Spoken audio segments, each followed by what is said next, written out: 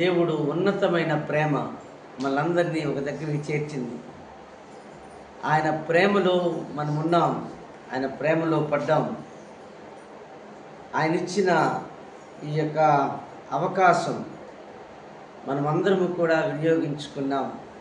ఈరోజు శుక్రవారం దేవుని యొక్క సన్నిధిలో ఉండటం ఆశీర్వాదకరం. ప్రతిదీ ఆయన పరిశీలిస్తాడు, మనము తప్పించుకోవటానికి లేదు. ఆయన పరిశీలించే దేవుడు. ఆయన మన మీద ఒక అంచనా అనేది ఉంది. ఆయనకి మన మీద ఒక అంచనా అనేది ఆయనకు ఉంది. ఈ అంచనా మనిషి తప్పిపోతాడేమో కానీ ఆయన తప్పిపోడు. ఆయన పరిశీలించే దేవుడు. మళ్ళీ ఆయన పరీక్షిస్తూ ఉన్నాడు. పరిశీలన చేయటం అనేది రకరకాల ఉంటాయి. ఈ లోకంలో సైంటిస్టులు ఒక రకమైన పరిశోధన చేస్తారు ఏదైనా కనిపెట్టడానికి. దేవుడు పరిశీలిస్తాడు. దేన్ని కనిపెట్టడానికంటే పరలోకానికి వీరందరూ సూట్ అవుతారా లేదా అని. దేవుడు మన హృదయాలను పరిశీలిస్తాడు. అంటే దేవుడు మన హృదయపు భావాలను, ఆలోచనలను ఆయన గమనిస్తూ ఉంటాడు. ఆయన ప్రతి విషయాన్ని పరిశీలిస్తాడు. పరిశీలించిన తర్వాత ఒక నిర్ణయానికి వస్తాడు ఆయన. ఆ నిర్ణయము మనకు అనుకూలముగా మారాలని మనం కోరుకోవాలి. ఆ నిర్ణయము మనకు అనుకూలంగా ఉండాలని మనం కోరుకోవాలి. బైబిల్ అంటది, కీర్తనాకారుడు రచించిన 11వ అధ్యాయం 5వ మాటను నేను చదువుతూ ఉన్నాను. యెహోవా నీతిమంతులను పరిశీలించెను, దుష్టులను బలాత్కార శక్తులను ఆయనకు అసహ్యులు అని ఇక్కడ గమనించాలి. ఆయన యెహోవా నీతిమంతులను పరిశీలిస్తాడు, దుష్టులను బలాత్కార శక్తులను ఆయనకు అసహ్యములు. మనం ఆయన పరీక్షలో ఉన్నాము అని ప్రతి క్షణము అనుకోవాలి. పరిశీలిస్తూ ఉన్నాడని గమనిస్తే మనం ఓడిపోం. మనము ఈ లోకములో పడిపోం, ఈ లోకాశల్లో పడిపోం, ఈ లోక పద్ధతుల్లో పడిపోం, చెడు స్నేహితుల దగ్గరికి వెళ్ళి పడిపోం. చెడు భాష మనకు రాదు, చెడు తలంపు మనకు రాదు. ఎందుకు అంటే దేవుడు మనం పరిశీలిస్తున్నాడు అని ఒక మనసుతో జీవిస్తాము కాబట్టి. అదే కీర్తనాకారుడు అంటాడు, 5వ అధ్యాయం మీరు గమనించండి, రాసిన ఆ 4-5 వచనాల్లో ఇలా ఉన్నది. మీరు దుష్టత్వమును చూచి ఆనందించు దేవుడు కావు. నీవు దుష్టత్వమును చూసి ఆనందించు దేవుడు కావు. చెడుతనమునకు నీ యొద్ద చోటు లేదు. చెడుతనము నీ దగ్గర చోటు లేదు. దేవుడు మందిరములో చెడుతనానికి చోటు లేదు. మనుషులు చెడు స్వభావముతో ఉండొచ్చేమో కానీ దేవుడు మందిరములో, దేవుడు చెప్తున్న మాట, ఆయన దగ్గర చోటే లేదట చెడుతనానికి. మనిషిలో మనసు పాడైపోయి ఉండొచ్చు, అది ఆ వాళ్ళ తప్పు అవుతుంది కానీ దేవుడిది తప్పు అవ్వదు.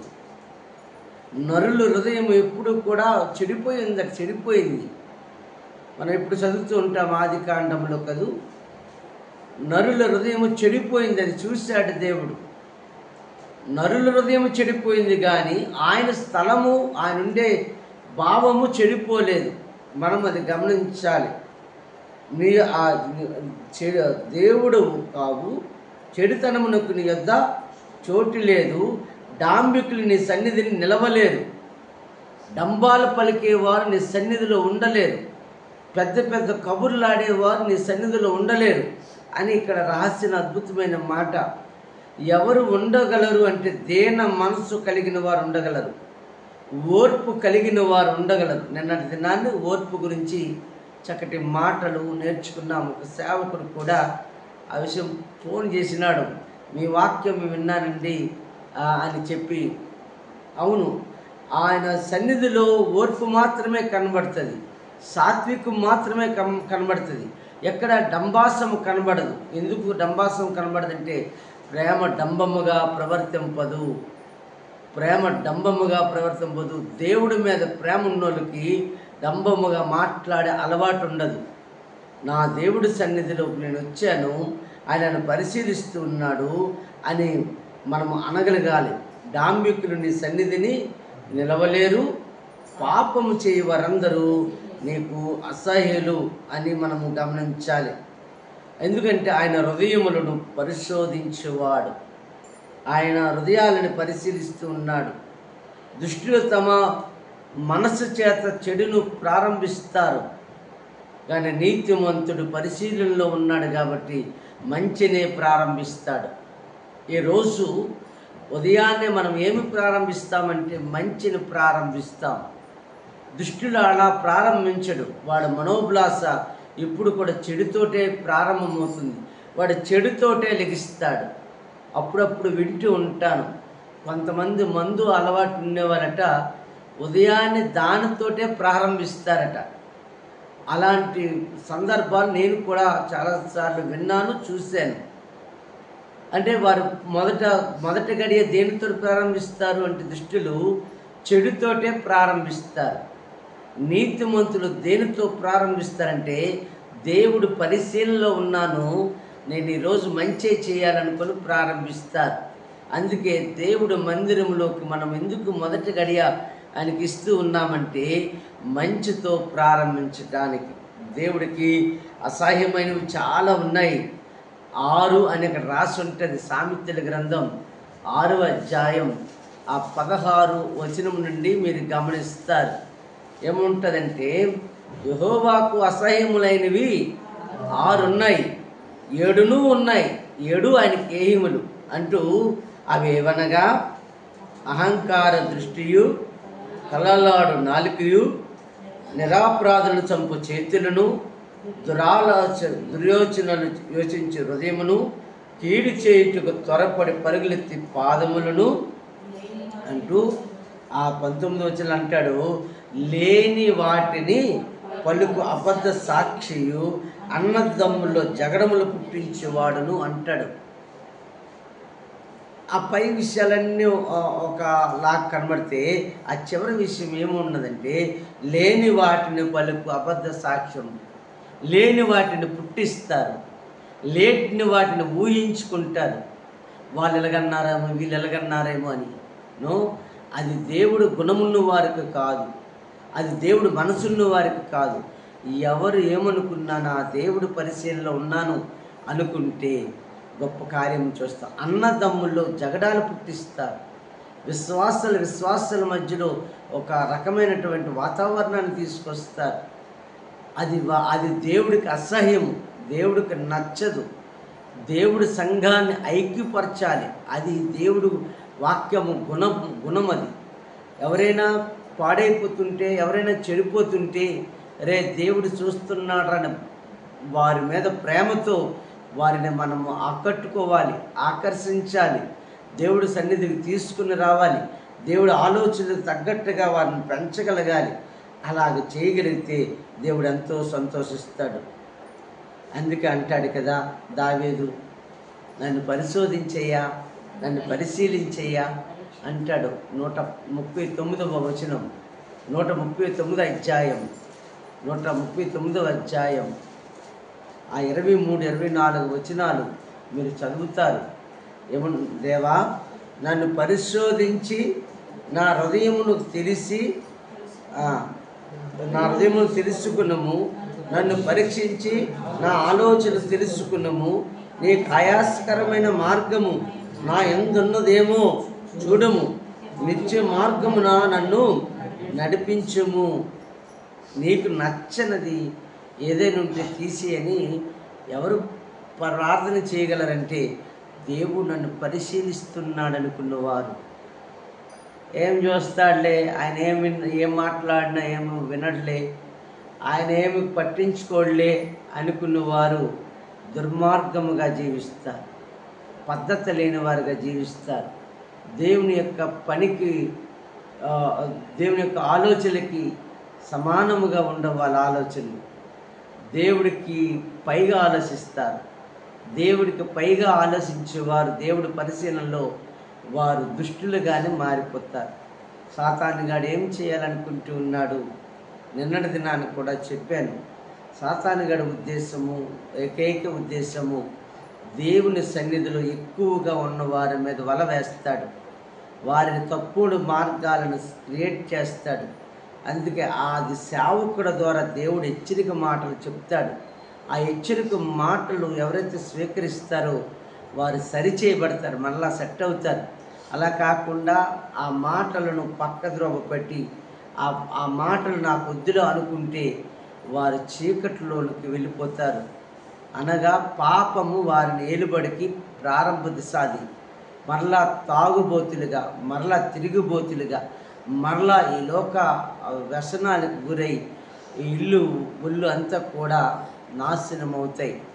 అందుకే దేవుడు మనల్ని ప్రేమిస్తూ ఉన్నప్పుడు ఆయన పరిశీలనలో మనం ఉండాలి. ఆయన చెప్పింది మనం చేయాలి. ఆయనకు అనుకూలంగా ఉండాలి. అలా చేసినప్పుడు మన జీవితాలు సార్థకమవుతాయి.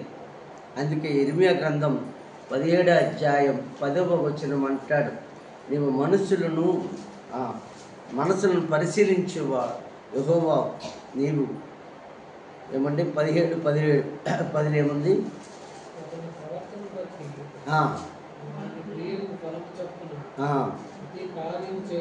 ప్రతి కార్యం చేయుటకు యెహోవా నేను హృదయములను పరిశోధించేవాడను. దేవునికి మహిమ కలుగునుగా. దేవుడు మన హృదయాన్ని పరిశీలిస్తాడు. ఏమండి? దేవుని నైతిక శక్తిని తెలియజేస్తాడు. ఆయన మనసులను, ఆలోచనలను జాగ్రత్తగా పరిశీలించి సత్యాన్ని తెలుసుకుని తగిన ప్రతిఫలం ఇస్తాడు. ఎవరైతే సత్యాన్ని తెలుసుకోవాలని ఇష్టపడతారో తగు ప్రతిఫలం ఇస్తాడు. దేవుడు పరిశీలించే దేవుడు. మన హృదయములు, ఆలోచనలు, ప్రవర్తనలు పరిశీలించి మనల్ని చక్కటి మార్గంలో నడిపిస్తాడు.